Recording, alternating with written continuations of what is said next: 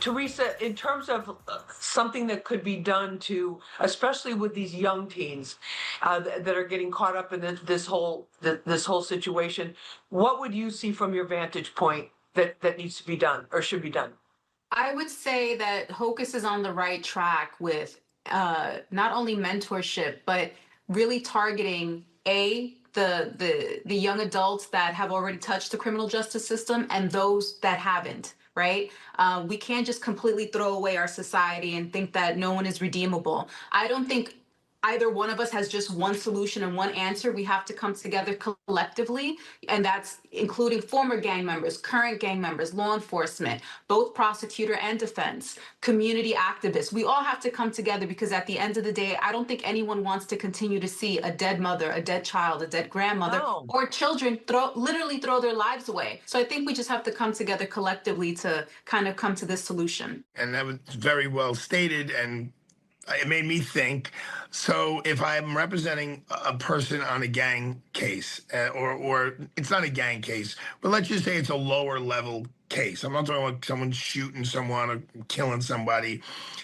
An alternative sentence may be that, okay, we're going to give you 6 months. In the next 6 months, you have to become a member of the PAL or whatever community organization is out there, and you have to report back, and you have to let us know that you're, and just force them, as opposed to forcing them into Rikers Island, which I know you could tell us is probably the worst place a young person could go for a lot of reasons. Putting them into a positive environment, but not just a program where they sit for an hour and talk to a social worker, a program where they get a sense of community. Learning skills. Learning skills and learning that they belong. That's Right. a lot of it has to do with they don't have a place where they belong. Maybe Right. they don't have aunts and uncles and cousins who are giving that sense of security, that sense of support. Like, we got your back. You want to try out for this? Fine. You're not doing well in school. We'll figure out a tutor. Something along those lines, as opposed to, jail, no jail, or sit with a social worker for an hour once a week and come back and tell us that you're doing okay. Hocus, final word here. What can people do, and what do you want people to do to support the Drop My Flag Challenge? Well, if I could talk to my people out there that's in the streets and in gangs, I just want y'all to understand we went from Black Panthers to Bloods and Crips into other gangs.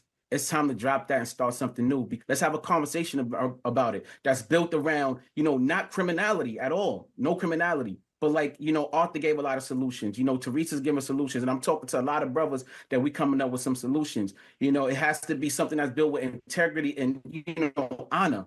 And I just want to help the youth, man. That's what I'm here for. So I led the way. I put myself. I'm actually putting my life on the line by even doing this. Just put myself. No, you are absolutely. And I led the way. I'm dropping my flag just to show y'all that y'all could do it too, and live a better life. Thanks for joining us for this episode of Street Soldiers on the Gangs of New York.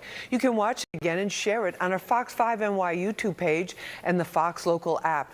Remember, use your mind. It's your best weapon. I'm Lisa Evers. Let's push for peace, love, and justice for all.